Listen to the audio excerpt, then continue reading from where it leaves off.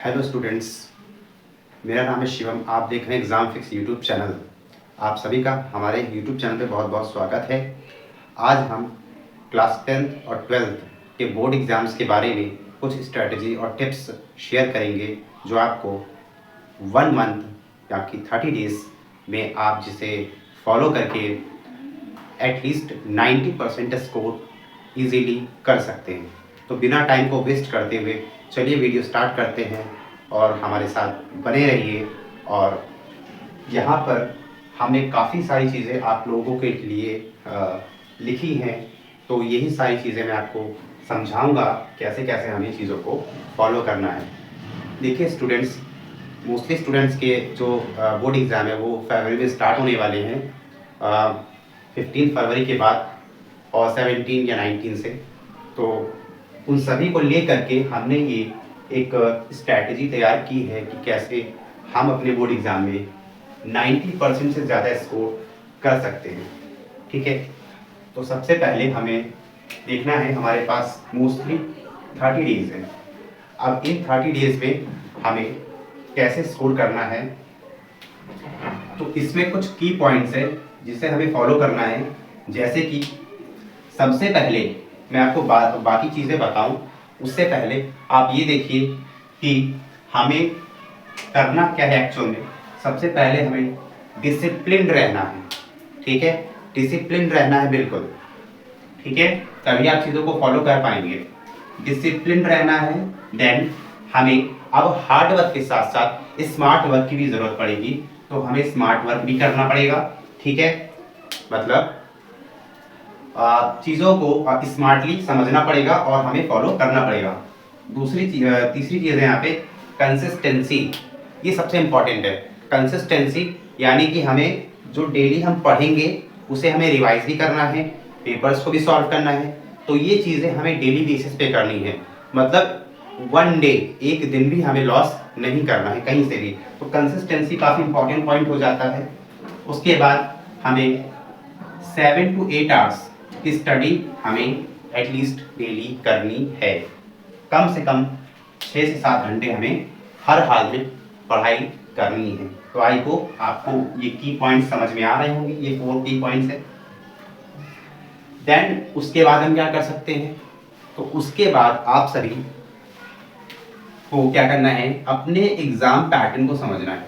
ठीक है, अपने एग्जाम पैटर्न को समझना है, मतलब अपने सिलेबस को समझना है हमें अच्छे तरीके से कि कैसे हमारे एग्जाम में क्वेश्चन पूछे जाते हैं। ठीक है, कितने मार्क्स के आते हैं, तो ये सारी चीज़ें। तो सबसे पहले मैं आपको बताना चाहूँगा कि जो बच्चे बोर्ड एग्जाम देने जा रहे हैं, ठीक है, वो क्या करते हैं, मार्केट से कई सारी क्वेश्चन बैंक्स, सैम्पल पेपर और बहुत सारी अलग अलग बुक्स, पब्लिकेशंस की परचेज कर लेते हैं। तो वो काफ़ी कंफ्यूज हो जाते हैं। बट मेरा मानना ये है कि सारी चीज़ें भी हमें लेके चलनी है, पढ़नी भी है, लेकिन कम से कम हमें जो एनसीईआरटी पढ़ाई जाती है उसे इग्नोर नहीं करना है। तो हमें अपनी एनसीईआरटी बुक्स को भी साथ साथ पढ़ना है। ठीक है, तो एनसीईआरटी के जो क्वेश्चंस होते हैं वो सीधे कभी कभी एग्जाम में पूछ लिए जाते हैं, तो ये काफ़ी इंपॉर्टेंट हो जाता है हमारे लिए। तो फोकस करना है एनसीईआरटी बुक्स पे। देन उसके बाद हमें मार्किंग स्कीम पे भी ध्यान देना है। मतलब आपको देखना है कि कौन से क्वेश्चन कितने मार्क्स में आ रहे हैं। यहाँ पे तो जो चैप्टर्स सबसे ज़्यादा मार्क्स में आ रहे हैं, तो उन्हें सबसे पहले हमें कंप्लीट करना है और उस पर ध्यान देना है। ठीक है, तो मार्किंग स्कीम भी चेक करनी है। देन हमें जो सैम्पल पेपर सॉल्व करने हैं, जो भी सैम्पल पेपर सॉल्व करने हैं वो न्यू पैटर्न पे सॉल्व करने हैं। न्यू पैटर्न पर जो क्वेश्चन पेपर आ रहे हैं मार्केट में, उन्हें हमें लेना है और हमको सॉल्व करना है। ठीक है, तो आई होप आपको समझ में आया होगा। ये एग्जाम पैटर्न को समझते हुए ये 3 पॉइंट्स आपको क्लियर हो गए होंगे। एनसीईआरटी बुक्स पे ध्यान देना है, मार्किंग स्कीम पे ध्यान देना है, और साथ साथ न्यू पैटर्न सैम्पल पेपर को हमें सॉल्व करना है। तो आई होप आपको ये समझ में आया होगा। इसके बाद सबसे पहले हम चलते हैं अपने टाइम टेबल पे। अब ये टाइम टेबल वैसा नहीं है कि आप इस डेट को ये पढ़ो, ठीक है, या इतने आवर, इस तरीके की चीज़ें यहाँ पे नहीं बताई गई हैं। तो बहुत जो कोर कॉन्सेप्ट होता है वो हमने ढूंढ के निकाला है, कैसे आपको सब्जेक्ट वाइज चीज़ों को ध्यान देना है, ठीक है, क्योंकि टाइम आपके पास है कम। तो सबसे पहले हम बात कर लेते हैं मैथ्स की, ठीक है। तो मैथ्स में क्या करना है आपको, 2 घंटे, कम से कम 2 घंटे आपको डेली मैथ्स यहाँ पे सॉल्व करनी है, ठीक है।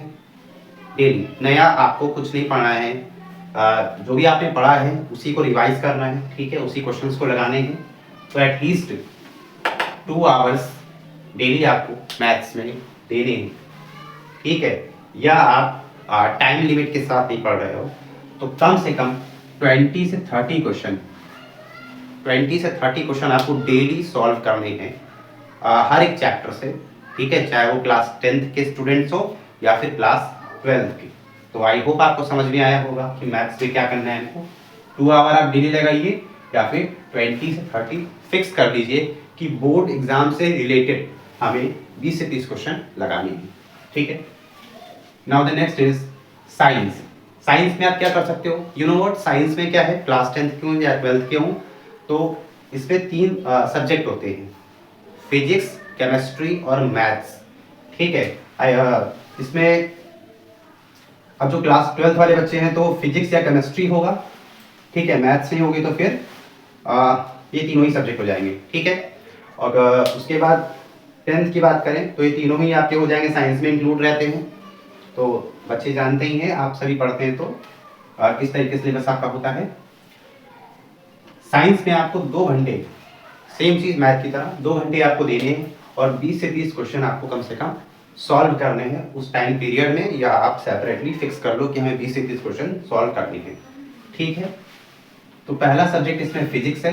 फिजिक्स की अगर हम बात करें यहाँ पर तो आपको फिजिक्स में क्या है, न्यूमेरिकल्स पे ध्यान देना है। मोस्टली न्यूमेरिकल्स आप देखिए किस चैप्टर में सबसे ज़्यादा आ रहे हैं, ठीक है। आपका अगर ये चैप्टर वाइज मार्क्स की बात है कि कैसे कैसे पूछे जाते हैं तो मैं इसके लिए एक और वीडियो बना दूंगा, ठीक है। तो सबसे पहले आपको ध्यान देना है फिजिक्स में न्यूमेरिकल सॉल्व करने हैं, फॉर्मूले याद करने, फॉर्मूले, ठीक है, मैथ के साथ भी करना था। डेफिनेशंस जो होती हैं, डेफिनेशंस पूछ ली जाती हैं कभी कभी, तो डेफिनेशंस भी आपको लर्न करनी है, ठीक है। देन केमिस्ट्री में आपको क्या करना है, केमिस्ट्री में सबसे इंपॉर्टेंट होती है रिएक्शन और इक्वेशन, ठीक है। इसके बाद थ्योरी बात कर लेते हैं, ठीक है। तो रिएक्शन हो गया, इक्वेशन हो गया, ये हमें यहाँ पर इस पे ज़्यादा फोकस करना है। जो फोकस जिस पे करना है वो ये पार्ट, आप इसको मिस नहीं कर सकते कहीं से भी। नाउ बायोलॉजी की बात करें अगर हम, तो बायोलॉजी में जो सबसे इंपॉर्टेंट होता है वो थ्योरी या डायग्राम, 2 चीज़ें होती हैं। पहली थ्योरी और दूसरा होता है आपका डायग्राम, ठीक है। डायग्राम से बहुत क्वेश्चन पूछे जाते हैं। यहाँ की मैंने देखा है कि 2 मार्क्स में क्वेश्चन आता है, 5 मार्क्स में आते हैं, तो दोनों में ही कभी कभी डायग्राम आ जाता है, ठीक है। तो डायग्राम पे हमको फोकस करना है, डायग्राम आपका इंपॉर्टेंट हो जाएगा, ठीक है। तो आप एक काम कर सकते हो, डेली आप एक डायग्राम क्या कर सकते हो, प्रैक्टिस कर सकते हो, ठीक है। इसके बाद है SST। वीडियो थोड़ा सा लंबा होता है तो बट यहाँ पे मैं आपको एक एक इन्फॉर्मेशन दे दूंगा, आई होप। SST के बारे में अगर हम बात करें तो बच्चे क्या करते हैं कि मैथ साइंस पूरे साल पढ़ी, SST हिंदी इंग्लिश बिल्कुल नहीं पढ़ी। तो हमें ऐसा बिल्कुल भी नहीं करना है, एटलीस्ट इसमें टाइम देना है हमें, ठीक है। क्योंकि आप देखोगे तो सारे ही सब्जेक्ट आप देखो तो इक्वल मार्क्स के पूछे जाते हैं, ठीक है, सेम मार्क्स सभी में होते हैं, तो हमें सभी को लेके चलना है। तो SST में हमें क्या करना है, इम्पॉर्टेंट इवेंट्स, डेट्स, इन्हें याद रखना है। और सबसे ज़रूरी, आप याद कर लो और आंसर राइटिंग, मतलब याद करिए लिखिए, याद करिए लिखिए। आपने 2 क्वेश्चन याद किए, उसे लिखिए, ठीक है। तो आंसर राइटिंग पे काफ़ी फोकस करना है।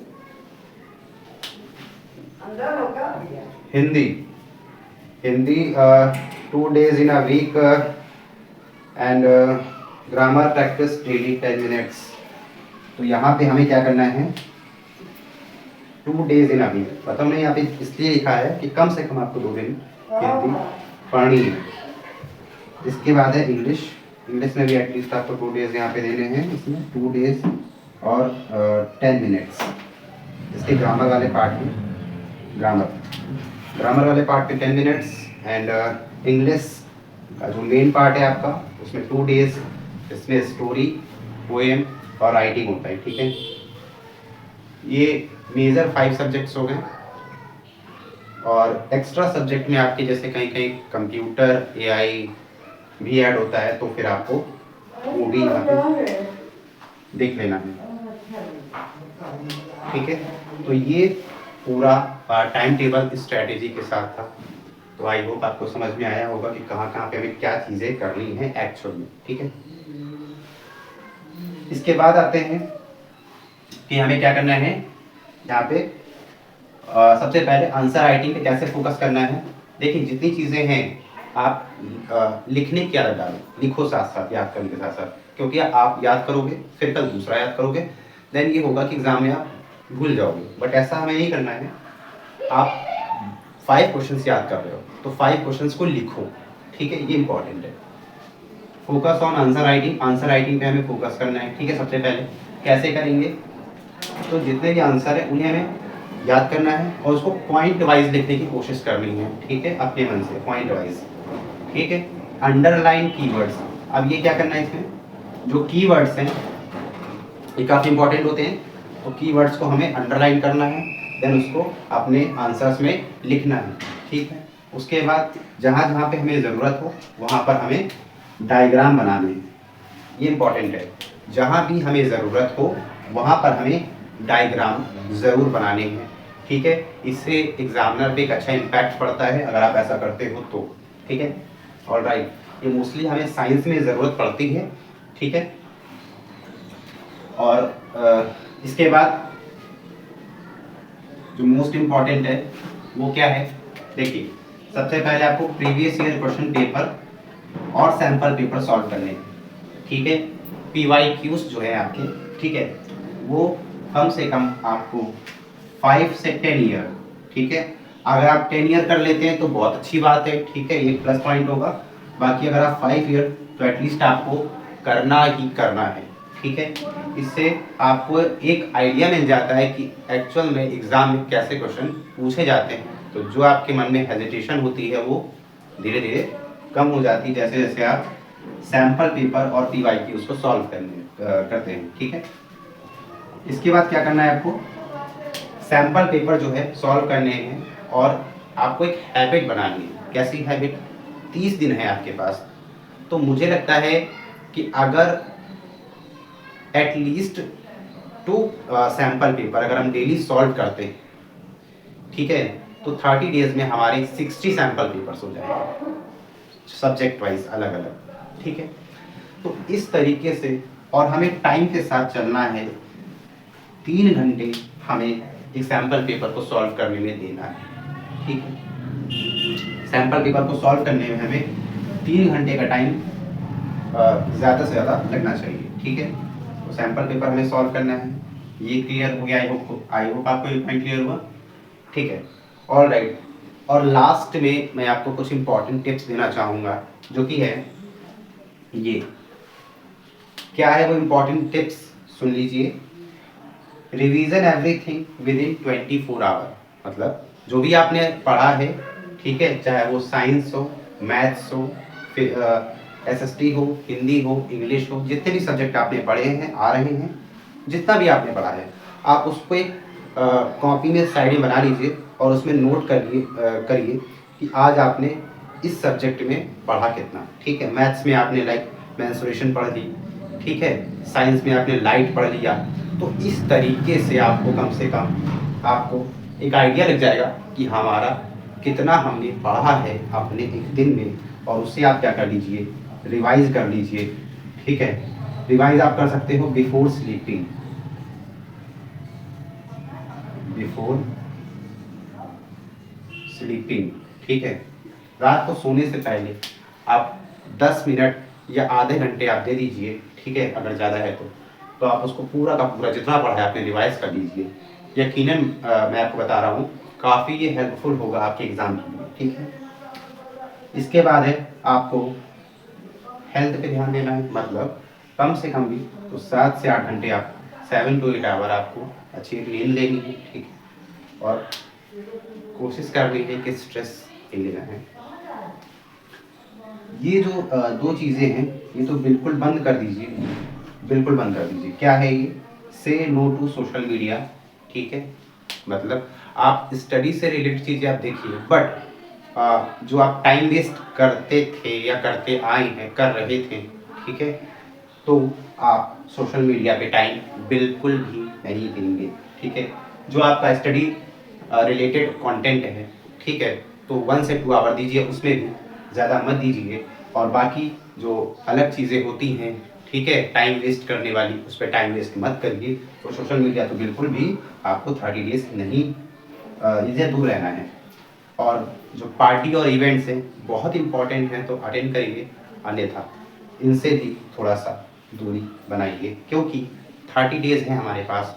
और पार्टी इवेंट्स में हमारे कम से कम अगर हमने 3 to 4 डेज़ भी निकाल दिए किसी चीज़ में, तो हमारा एक अच्छा टाइम इसमें लॉस हो जाए। तो आई होप आप इस पूरे स्ट्रैटेजी को समझे होंगे, और एक बार आप स्क्रीनशॉट ले सकते हैं।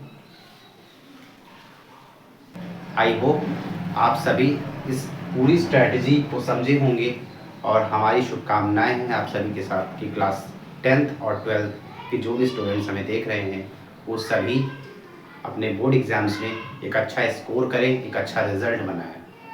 मिलते हैं नेक्स्ट वीडियो में, तब तक के लिए जय हिंद, जय भारत।